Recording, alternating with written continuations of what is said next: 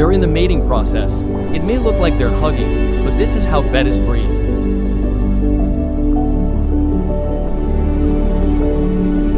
Watch closely.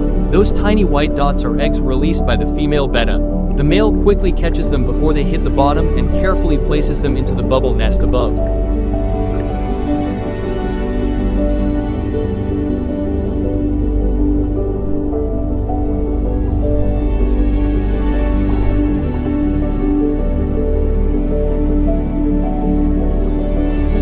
After mating, the female betta stays still for a while to recover. Once she regains her energy, she helps the male catch the eggs.